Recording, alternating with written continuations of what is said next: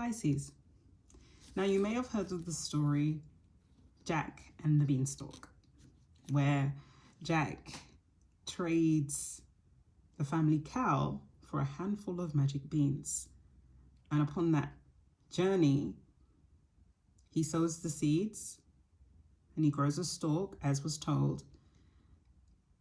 And then he meets a giant woman who feeds him, but then also protects him from the giant ogre, her husband. And then while trying to escape, Jack manages to pick up some gold coins. And he sneakily goes back down. And the family is rich for a while. And there's more to that story. If you, for your own time, you can go and have a look.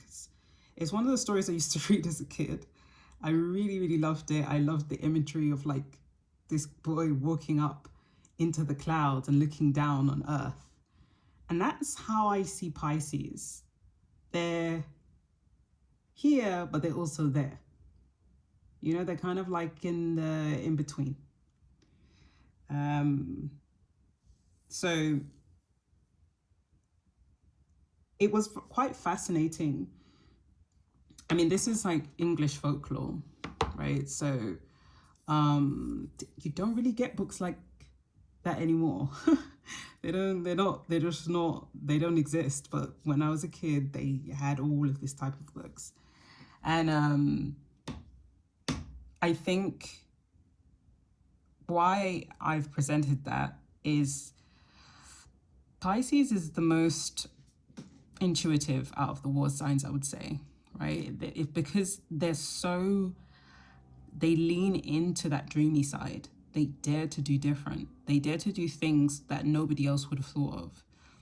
You know, Scorpio, I'd say they think of things, but they stay within the lines, you know?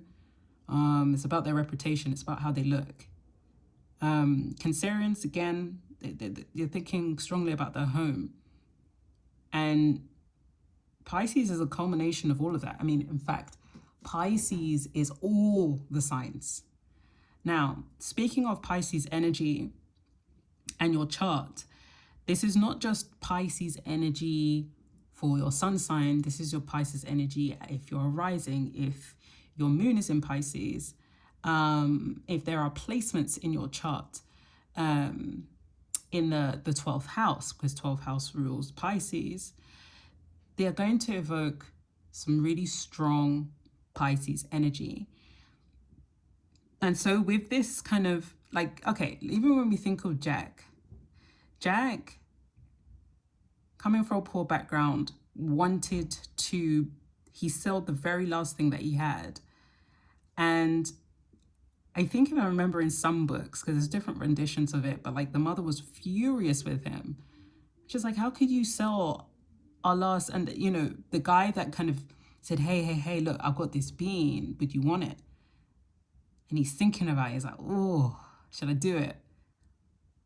And that's Pisces, like they would do things that maybe to other people would, I know these days they're calling it, using the word delusional, but it's very much an undertone for calling people crazy, which, whatever. I feel like Pisces can be delusional, but you know what? It's in the greatest way possible. Like, you have to be a bit delusional to do a lot of the things to push forward. Even me, to do a YouTube channel, you gotta tell yourself, oh, I gotta, you know what I mean? So without the Pisces energy, a lot of things wouldn't be done. We need the Pisces energy. The Pisces energy is ruled by Jupiter and it's also ruled by Neptune in the modern concept. And when we think of Greek mythology, we have Zeus, Jupiter, and we have, which is the ruler of sky and heaven. We have Poseidon, ruler of Neptune. Sorry, just had a moment. And then, which is the ruler of the sea. And then Hades, which is Pluto, ruler of the underworld. And these are all brothers. They're all Olympians. And if you haven't watched my Astrology 101, which is the first video, or second video rather, it does talk about lords and houses, and does talk about where everybody is placed. And everyone is literally, all these different energies, depending on what emotion is driving them the most, is what's going to impact that particular house. Now, the 12th house is kind of giving that kind of the things that are unseen, kind of like the underworld, right? Where Pisces is like that.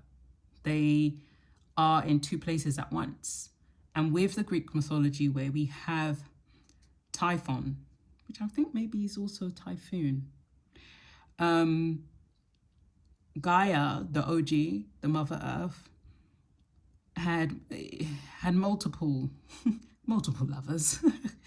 And one of them was Tartarius. Now, this wasn't part of the Olympian crew. This is not.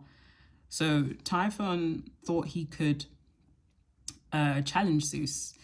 So far, Zeus seemed to be running the stage. He seems to have worked out a lot based on his predecessors. And he was defeated. Zeus defeated him. But throughout that process where he was trying to attack all the Olympians, Aphrodite and Eros, they did something different. Everyone turned into animals, right?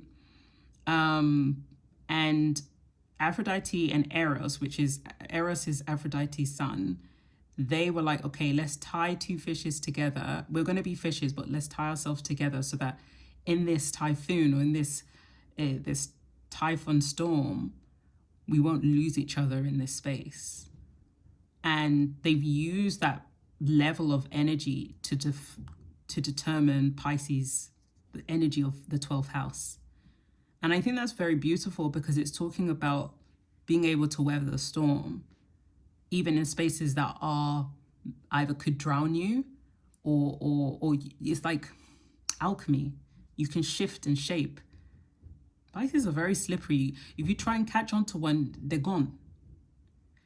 And it's because I feel like the way that they look at the world, they just know things, because they've gone through all the signs. Pisces is the last sign, and they know so much. So if you had a problem, they will be able to sort it out in the most sympathetic, compassionate way. And it will just be like normal for them. And we're talking about Pisces in its purest sense, right? And this is where this kind of Jupiter expansion, you know?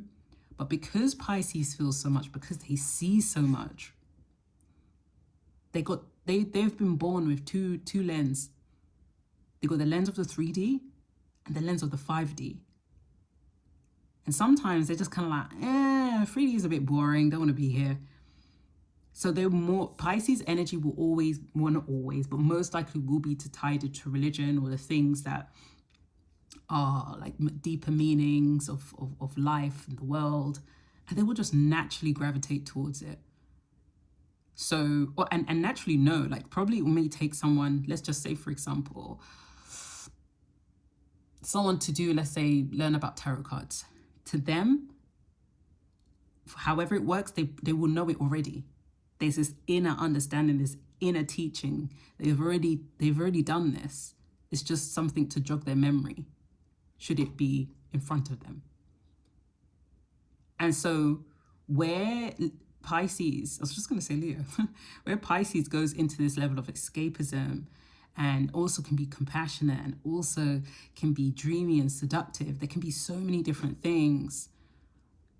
It's a very, very, very powerful sign.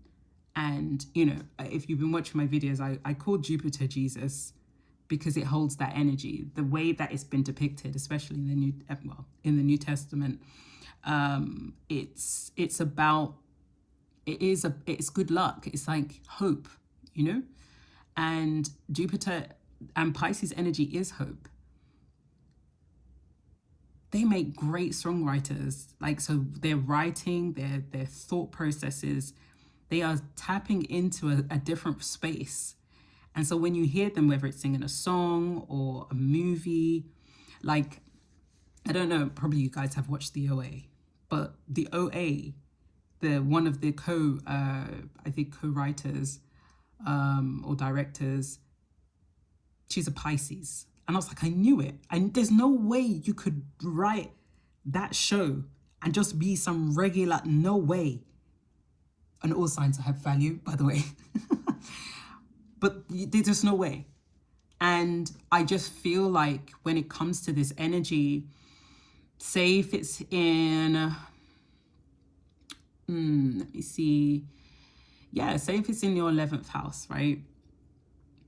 It's going to evoke such a, when it comes to friendship, it's going to evoke such a strong connection to it. It's very important, and it actually helps you navigate the world.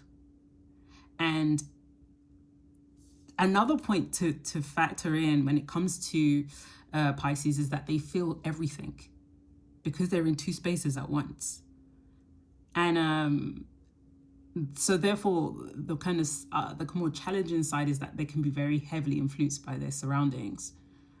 And it might not show, or it might, depending on, because there's different types of Pisces. You've got the ones that are more extroverted, the ones that are more introverted. But like this kind of absorbing all the energy is like one of the things to learn in this lifetime. So let's say, again, 11th house in Pisces, there will be this energy to try and not maybe over-romanticize or glamorize maybe the potential of your friends as opposed to who your friends actually are, you know? Because again, it's that dream love, that wishing, that luck. Like, I know they've got it. I know they've got the potential. I know that they can be these things. And it's like, no, maybe sometimes they're not pushing themselves, or maybe sometimes they're not being their best self.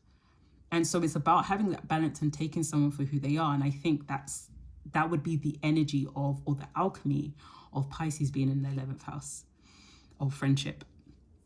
And yeah, I think it's a wonderful sign. And how it's navigated through the signs, how it's navigated through, because even this sign was like, back in the 90s, this sign was like the sign of, like, you're a Christian, you know? So that's how powerful it is. It's like through all the storms, through everything, we're going to make it through. And it is a powerful Greek understanding when it comes to perseverance in this world, you know?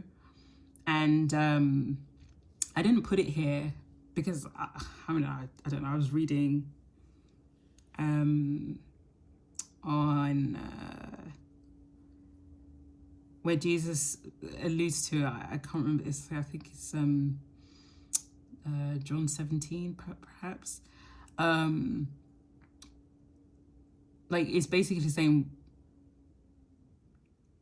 much of us is not of the world, but we're in the world. We're not part of this world. So there will be people that will be against you. There will be people that will have certain ways that they don't want to see you. And I see that when we think of the Jack and the Beanstalk, the mother, she's like, what are you doing? You sold our only cow, the only thing that gives us sustenance. And you got a bean. Okay, I'm gonna you know, I'm gonna go for a walk, and it's gonna be a long walk because I don't know. And I think with that, it kind of just shows that Pisces, because they're so imaginative, some people are not going to get the vision. Some people are not going to see what they see.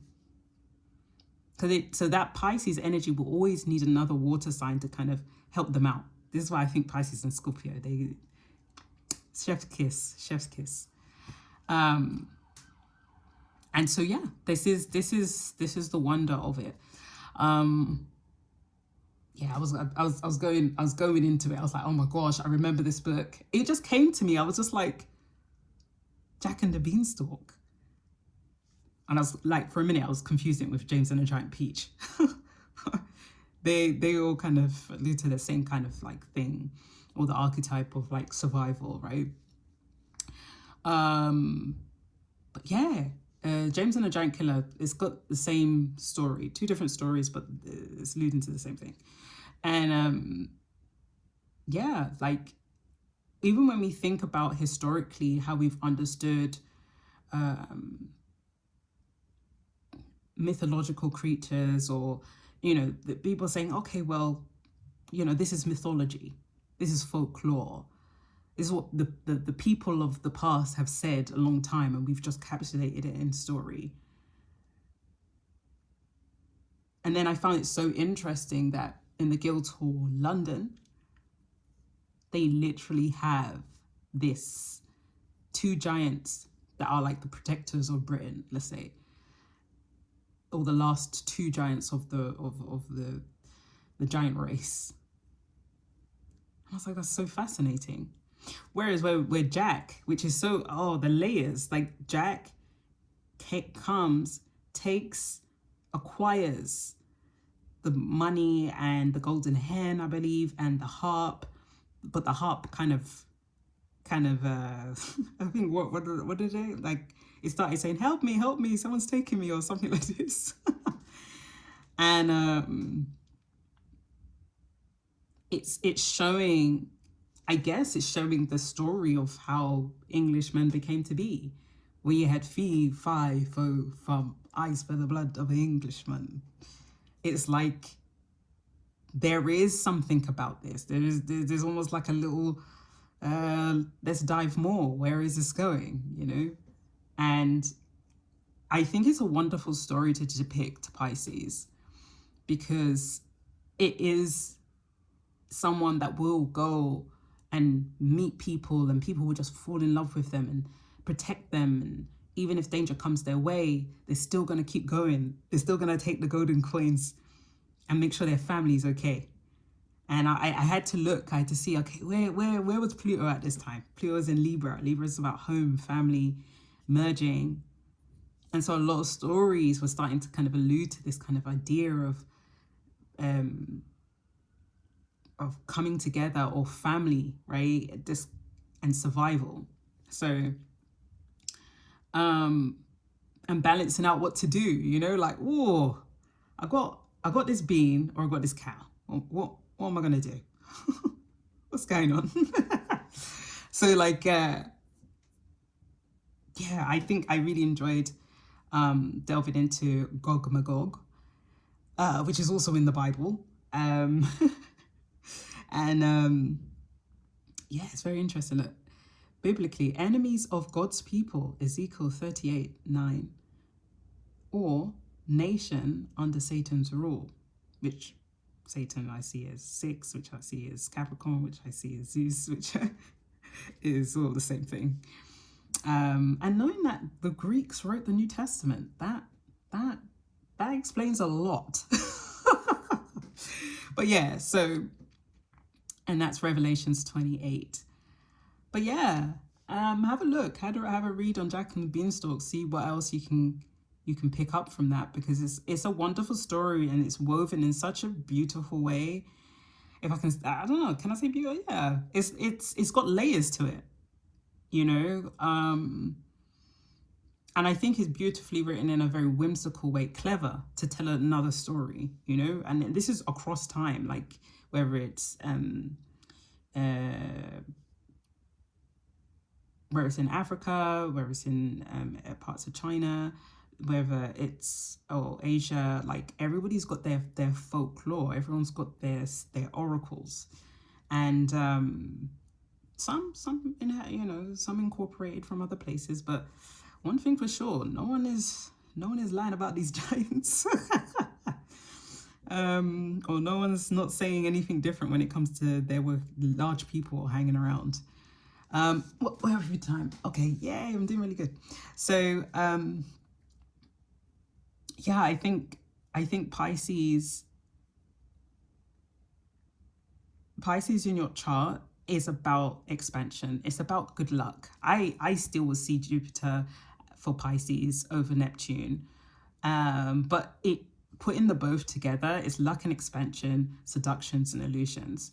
So, see it where it fits, but just know where Pisces is or where Jupiter or Neptune is. This is going to be something really potent for you to kind of expand in, right? So it's a good sign. It's a good space to explore. Maybe if you want to do something like, okay, what can I be good at? Or maybe you have, Jupiter or Pisces, in your 4th house, which is about home, family. So that's how you will see it. You'll have maybe great ideas, or you're the one that does the Christmas parties and, you got the kids doing the dance routines, like you really have new ideas for things like family, and family is really important to you. And you probably may meet somebody through family. Like it's that kind of energy that is very kind of, okay, didn't expect that. You know what I mean? So looking at that and looking at your chart when it comes to the energy of these signs, and we have come to the end, and I'm thinking, oh my gosh, what am I going to do next? But we'll see. Yeah, that's it. And I hope you guys have enjoyed the Zodiac Energy series. And while I've got so many ideas, I have to think about how I'm going to archive, creating a library, ladies and gentlemen. But yeah, that's it. And I'll see you in the next one. Take care. Bye.